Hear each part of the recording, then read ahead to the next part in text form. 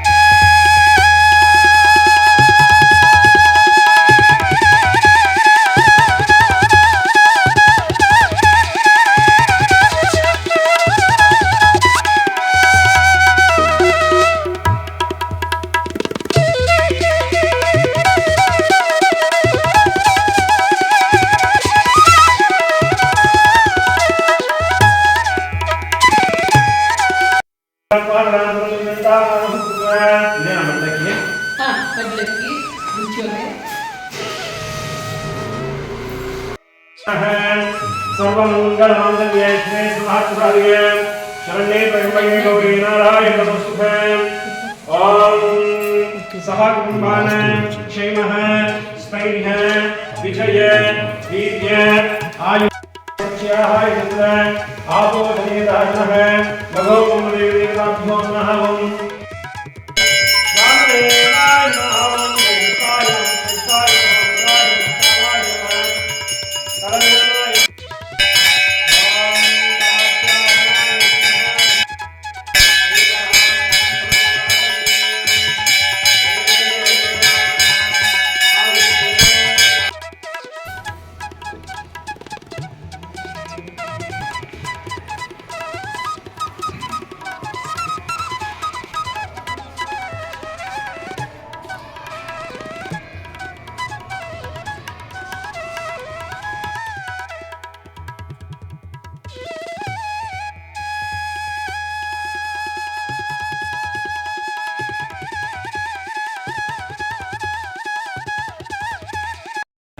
ಗುರುಭ್ಯೋ ನಮಃ.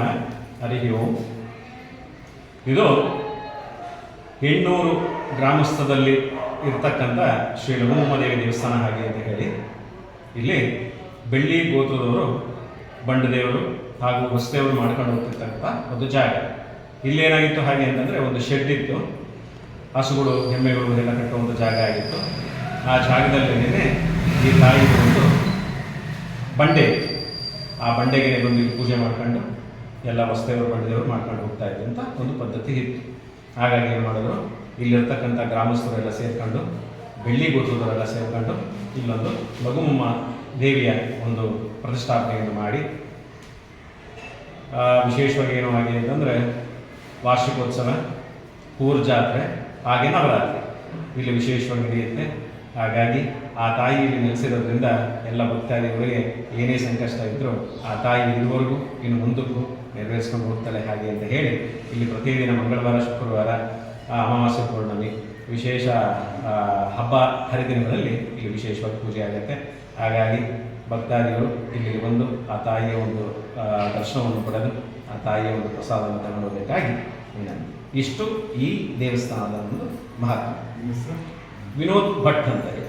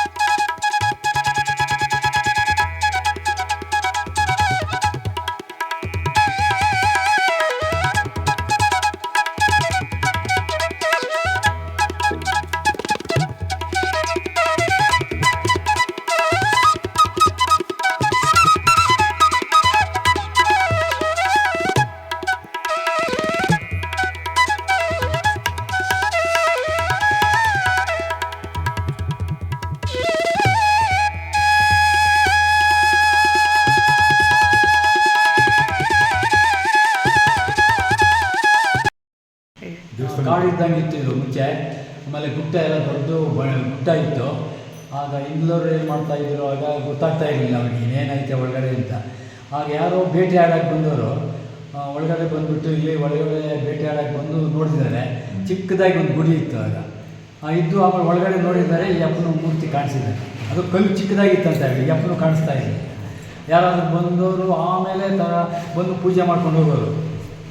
ಆಗ ನಮ್ಮ ತಾತ ಅವರು ಬಂದು ಆಮೇಲೆ ಕಡ್ದು ಪಡೆದು ಎಲ್ಲ ಅಲ್ಲಿ ದಾರಿ ಮಾಡ್ಕೊಂಡ್ಬಿಟ್ಟವ್ರೆ. ಒಂದು ದಿವಸ ಎಲ್ಲ ಬಂದಿದ್ದಾರಂತೆ ಕುಂತ್ಕೊಂಡು ಒಳಗಡೆ. ಆಗ ಬಂದು ನೋಡಿದ್ರೆ ಒಂದು ಚಿಕ್ಕದಾಗಿ ಗುಡಿ. ನೋಡಿದ್ರೆ ಆ ಅಪ್ಪನ ಮುಂದೆ ಒಂದು ಕಲ್ಲಿತ್ತಂತೆ. ಆಮೇಲೆ ಗುಡ್ಡ ಹೊಡೆದು ಆಗ ತಲೆ ಕಾಣಿಸ್ಕೊಂಡು ಆಮೇಲೆ ಓಪನ್ ಆದ್ಮೇಲೆ ಅಪ್ಪ ಓಪನ್ ಆದಮೇಲೆ ಆಗ ಇದು 3ನೇ ಕಟ್ಟಡ ನಮಗೆ, ನನ್ನ ಇದಕ್ಕೆ 3ನೇ ಕಟ್ಟಡ.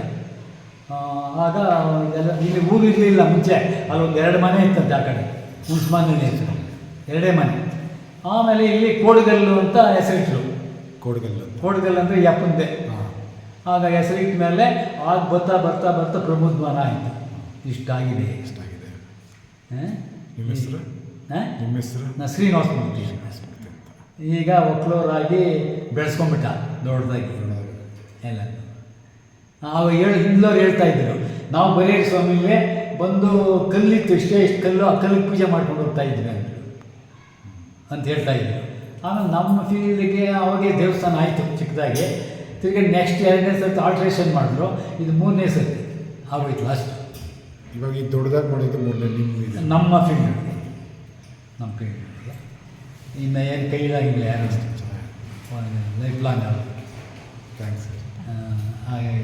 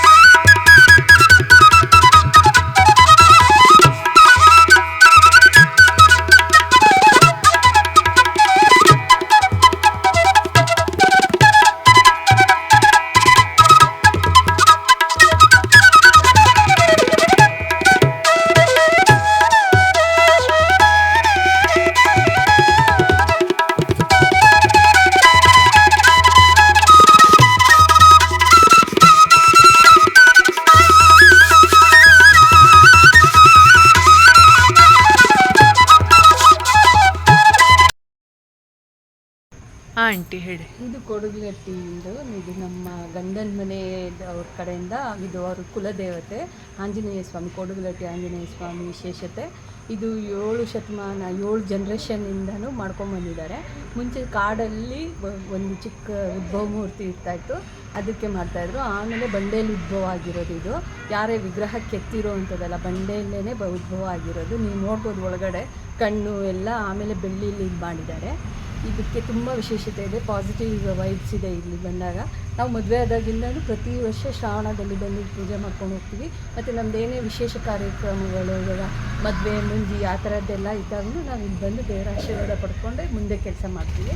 ಸೊ ಇದು ತುಂಬ ನಮ್ಮ ಮನೆಗೆ ಎಲ್ಲ ನಮಗೆಲ್ಲರಿಗೂ ಒಳ್ಳೇದು ಮಾಡಿದೆ.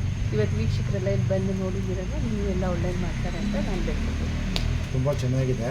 ಬಂದು ದರ್ಶನ ಮಾಡಿದ್ವಿ. ಬೆಣ್ಣೆ ಅಲಂಕಾರ ಇತ್ತು. ಶ್ರಾವಣ ಶನಿವಾರ ತುಂಬ ಚೆನ್ನಾಗಿದೆ ದೇವರು. ಪುರೋಹಿತರು ತುಂಬ ಚೆನ್ನಾಗಿ ಪೂಜೆ ಮಾಡಿದ್ರು.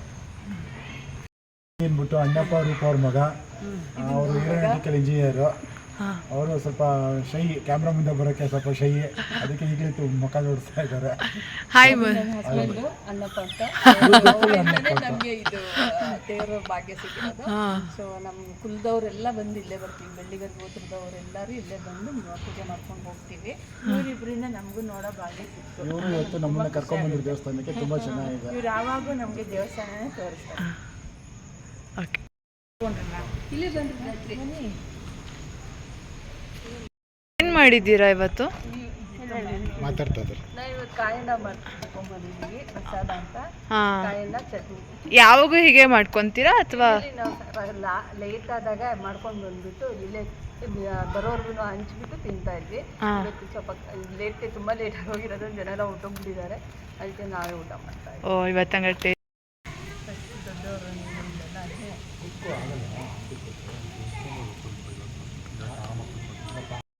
ಮೂರು ಲೋಟ, ಹೇಗಿದೆ ಅಬ್ಬಪ್ಪ? 6 ಲೋಟ ಇಟ್ಟಿದ್ದೀರಾ? ತುಂಬ ಚೆನ್ನಾಗಿದೆ. ಚೆನ್ನಾಗಿದೆ. ಮದುವೆ ಹೇಗಿದೆ? ಅವರ ಮುಂದೆ ಅವ್ರು ಹಂಗೆಲ್ಲ ಇಲ್ಲ, ನಮ್ಮಮ್ಮ ಬೀಜ ಮಕ್ಕುತ್ತಾರೆ ಅಂತ ಏನು ಚೆನ್ನಾಗಿದೆ ಅನ್ನಲ್ಲ. ಚೆನ್ನಾಗಿದ್ರೆ ಮಾತ್ರ ಚೆನ್ನಾಗಿದೆ. ಎಣ್ಣೂರು ಲಘುಮಾಮ ದೇವಿ ಮತ್ತು ಕೊಡಗಲಟ್ಟಿ ಆಂಜನೇಯ ಸ್ವಾಮಿ ದೇವಸ್ಥಾನಕ್ಕೆ ರೂಪ ಮತ್ತು ಅಣ್ಣ ಇಬ್ಬರು ಕರ್ಕೊಂಡೋಗಿದ್ರು. ತುಂಬ ಸಂತೋಷ ಆಯಿತು. ಇದು ಬೆಂಗಳೂರಲ್ಲಿ ಇದೆ ಅಂತ ನಾವು ಅಂದ್ಕೊಂಡಿರಲಿಲ್ಲ. ನೋಡಿ ಸಂತೋಷ ಆಯಿತು. ನೀವು ನೋಡಿ, ಸಬ್ಸ್ಕ್ರೈಬ್ ಮಾಡಿ. ಇನ್ನೂ ಹೆಚ್ಚು ನಾವು ದೇವಸ್ಥಾನಗಳನ್ನ ನಿಮ್ಗೆ ತೋರಿಸ್ತೀನಿ.